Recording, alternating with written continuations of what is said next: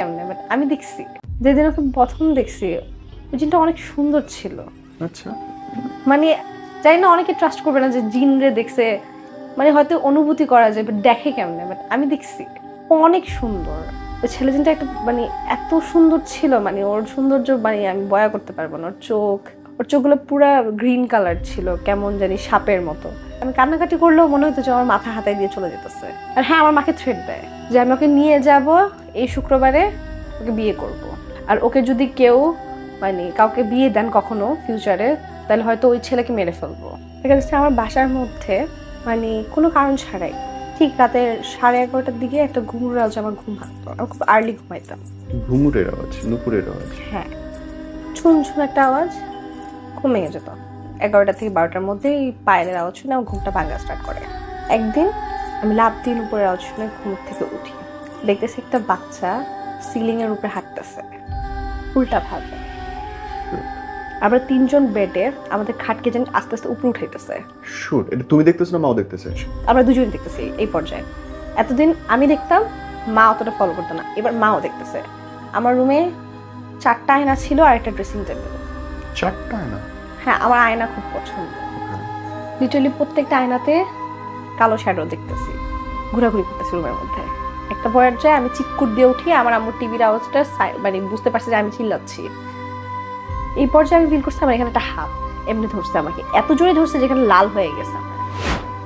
অনেকে হয়তো বিশ্বাস করেন যে বংশ পরম্পরায় অতি প্রাকৃত শক্তি একজন থেকে আর একজনের কাছে ট্রান্সফার হয়, হয়তো নানার ছিল, দাদার ছিল, এবং কখনো কখনো খেয়াল করবেন নাতির মধ্যে এসে। এই কথা হয়তো আপনি শুনেছেন কিন্তু কখনো দেখেননি।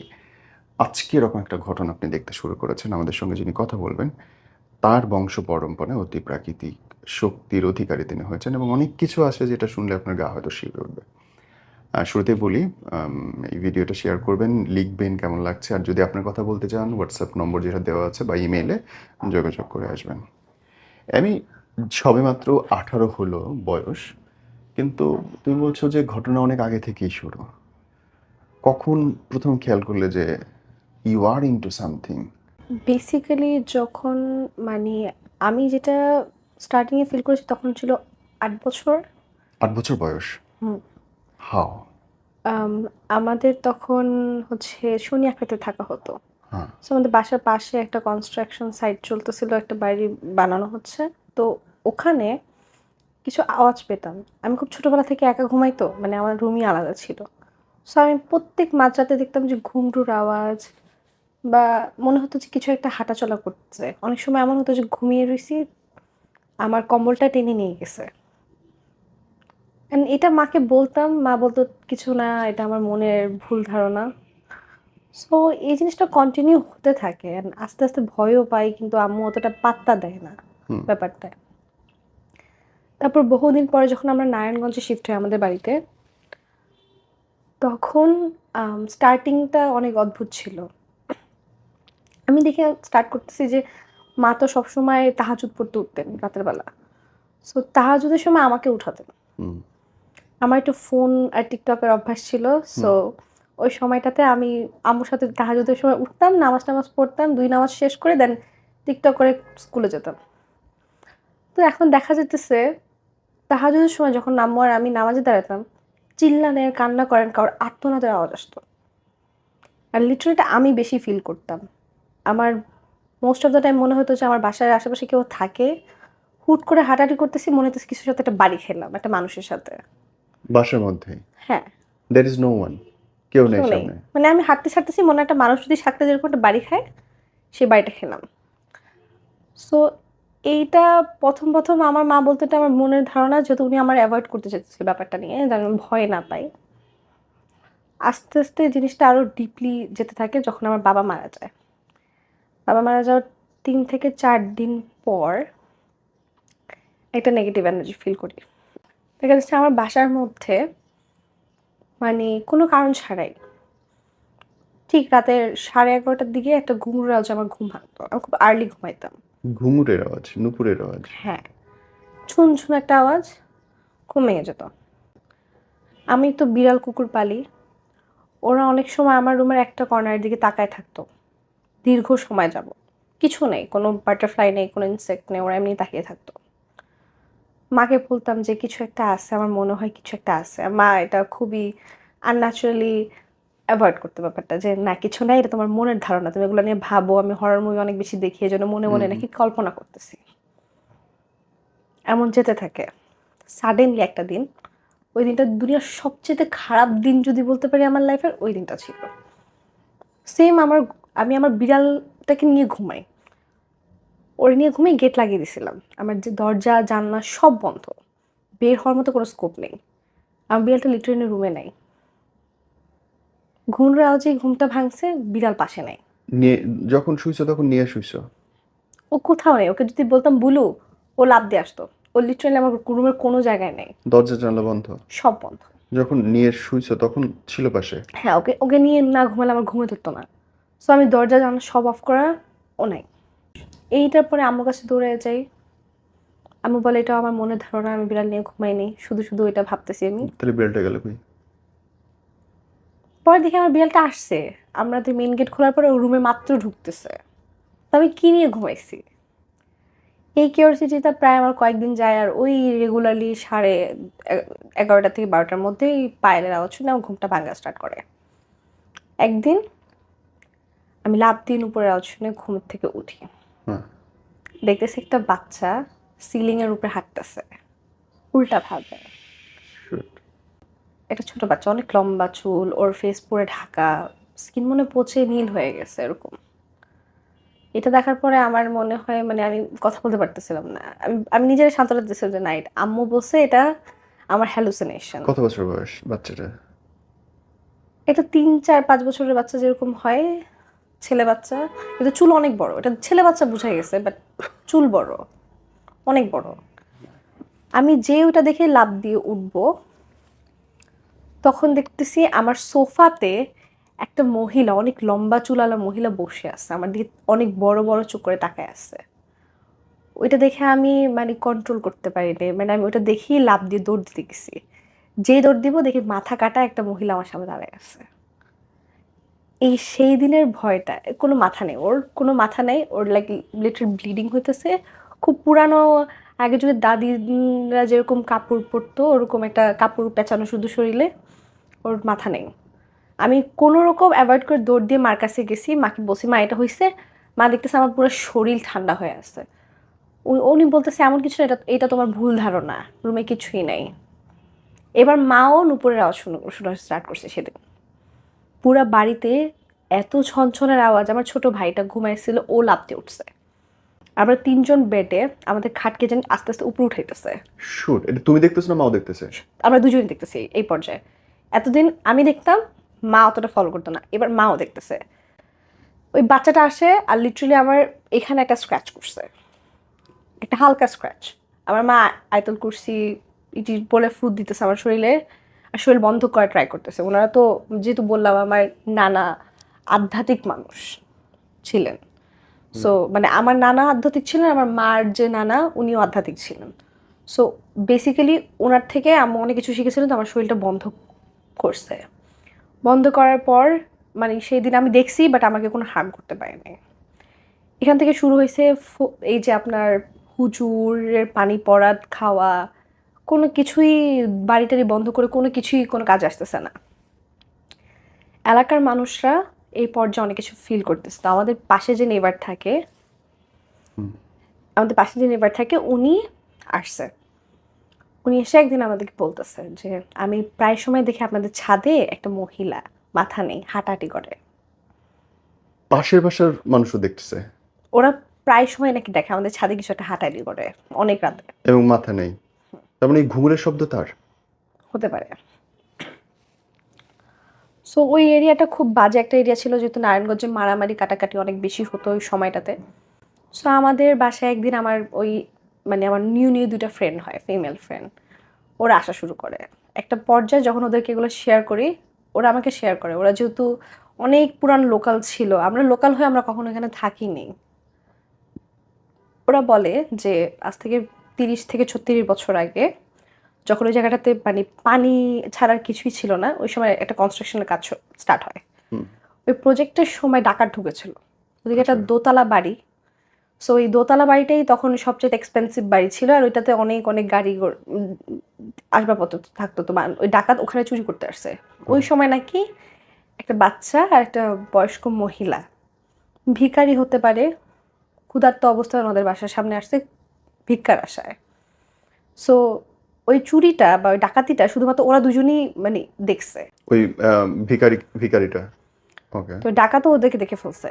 তো ডাকাত কি করছে, ওই দুজনকে কেটে মেরে আমাদের এই বাসার জায়গাটাতেই পুঁতে রাখছিল। সো ওই মহিলার বডি পাওয়া গেছে, মাথা পায় নাই, আর ওই বাচ্চাটাকে পাওয়াই যায় নাই। যেটা ছাদে। সো এটার পরের থেকে মানে জিনিসটা আরো ওয়ার্স্ট হয়। শুধুমাত্র এইটাই না, আমার মা হচ্ছে কবিরাজ, অনেক কিছু দেখায়, কিন্তু কোনো কিছুই আমার বাড়ি ধরতেছিল না। একটা পর্যায়ে না পেরে মা হচ্ছে এক সাধুর কাছে যান। উনি নাকি কামরূপ খামাখা থেকে আসছিল। সো ওই সাধু আমাকে মানে 8টা তাবিজ দেয় কোমরে বাঁধার জন্য। তারপর থেকে আমি একটু হিল হওয়া স্টার্ট করি। আমি খুবই অসুস্থ থাকতাম, ডক্টর দেখে কোনো কাজ হচ্ছিল না। সো ওই তাবিজটা পরার পর থেকে আমি একটু সিকিউরিটি পেয়েছি, মানে আমি দেখতাম বাট আমার কোনো হার্ম করতে পারতো না। একটা পর্যায়ে অনেক দিন যায়, আমি আবার এই সেম জিনিসগুলো ফিল করা স্টার্ট করি যে আমার সাথে আবার হচ্ছে। আমাদের ঘর ভরা মানুষ।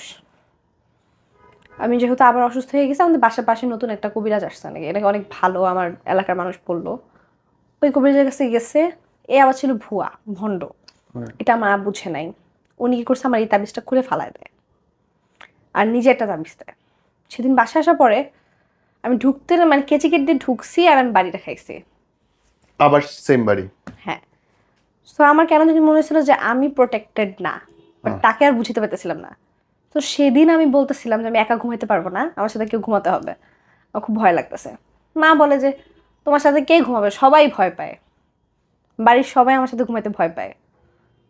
সো আমিও রাগ করে কি করছি, আমার টিভির ভলিউম ফুল স্পিডে দিয়ে গেট লাগিয়ে রাগ করে ভিতরে বসে আছি। আমার রুমে 4টা আয়না ছিল আর একটা ড্রেসিং টেবিল। 4টা আয়না? হ্যাঁ, আমার আয়না খুব পছন্দ। ওকে। লিটারালি প্রত্যেকটা আয়নাতে কালো শ্যাডো দেখতেছি, ঘোরাঘুরি করতেছি রুমের মধ্যে। একটা পর্যায়ে আমি চিৎকুট দিয়ে উঠি, আমার আম্মুর টিভির আওয়াজটা মানে বুঝতে পারছি যে আমি চিল্লাচ্ছি। এই পর্যায়ে আমি ফিল করছি আমার এখানে একটা হাত এমনি ধরছে আমাকে, এত জোরে ধরছে যেখানে লাল হয়ে গেছে আমার। আমার মা আর আমার আঙ্কেল দরজাটাকে লিটারালি ভেঙে ফেলছে, ভেঙে রুমে ঢুকছে, আর ওনারা দেখছে এই জায়গায় ছাপ হয়ে আছে। ও যে টাচ করছে আমাকে, এটা ছাপটা পড়ে গেছে পুরো বডিতে, লাইক হয় না যে হঠাৎ হঠাৎ গরম কিছু ছাপ লাগে এরকম টাইপের। সেদিন আমাকে তারা তাদের রুমে নিয়ে ঘুমায়। সকালবেলা যখন আমরা ঘুম থেকে উঠছি, তখন আমরা দেখি আমার আঙ্কেলের এখান থেকে এই পর্যন্ত কে জানি অনেক মারছে, এখানে ফুলে গেছে। আমার মার এখানে স্ক্র্যাচ করছে। আমার মামার হাতের এখান থেকে কে জানি কেটে ব্লাড নিছে। আমার আন্টির এই আঙ্গুলটা ভেঙে ফেলছে। নন নোজ এনিথিং? কেউ কিছু কেউ জানে না? ফিলই করে নাই, উঠার Feel-ই পরে করে দেখছে, নাই? উঠার পরে সবাই দেখতেছে। Oh আমার my সাথে God! কিছু হয় নাই। নখ ভেঙে ফেলছে, হাত কাটছে, মানে রক্ত নিচ্ছে, নন নোজ এনিথিং? না, কেউ কিছু ফিল করে নাই। ও মাই গড! এই পর্যায়ে আমার মা একেবারে না পেরে এত কবিরাজ দেখেছে, ওই কবিরাজের কাছে আবার যায়। কিন্তু ততদিন আমরা জানি ওই কবিরাজ প্যারালাইসিস হয়ে গেছে। আর এই প্যারালাইসিসের ব্যাপারটা আমার থেকে নাকি ঘটছে। আমাকে যখন প্রোটেকশন দিছে উনি, তারপরের থেকে ওনার বডি কন্ডিশন আস্তে আস্তে খারাপ হওয়া স্টার্ট করছে। সো পরে একবারে না পেরে আমার নানা মারা যায় কিছুদিন পর। আমার নানা যখন মারা যায়, আমার নানা হচ্ছে লাইক ওনার লাশ নিয়ে যখন আমরা মানে বরিশাল যাই, সো বরিশালে হচ্ছে আমার মার নানা থাকেন।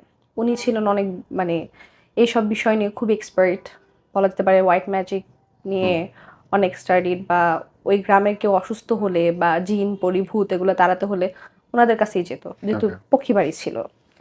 ওনার কাছে যখন নিয়ে গেছে, উনি আমাকে টাচও করেন নাই, দেখেও নেই। উনি লিটারালি বলে দিতেছে যে আমার কোথায় কোথায় স্ক্র্যাচ করছে, কি কি করছে সব বলে ফেলছে। হ্যাঁ। তারপর থেকে আমি মানে সামনে বসে আছে আমি, আর উনি বলা শুরু করছে, you don't say anything. So পরে আমি তার দিকে তাকিয়েছিলাম এন্ড বলতেছিলাম যে ভাইয়া, মানে আমরা ভাইয়া ডাকি আর কি, তো কি করব আমরা। তো আমার মাকে বলছে তুই চলে যা, আমার ওর সাথে কথা আছে। তখন উনি আমাকে আমাদের আম্মুর সাইডের ফ্যামিলির পরম্পরাটা বুঝায় যে উনার আগে উনার বাবা ছিলেন, তারপর উনি পেয়েছে। এখন যদি এটা আমি নিজে থেকে অ্যাকসেপ্ট করে নিয়ে আমি আস্তে আস্তে এগুলা এগুলো আমাকে হার্ম করবে কম, আমি উল্টা ওদেরকে কন্ট্রোল করতে পারবো, ব্যাপারটা এরকম। মানে পোষা পোষা বলতে গেলে কুকুর বিড়াল যেভাবে পোষে ভাবে। প্রপারলি পোষাও না, বাট ওরা আমাকে হার্ম করতে পারবে না। মানে লিটারালি ওরা আমার পক্ষে থাকবে, বিপক্ষে যাবে না। মানে লিটারালি গার্ডিয়ান এঞ্জেলদের মতো কাজ করবে।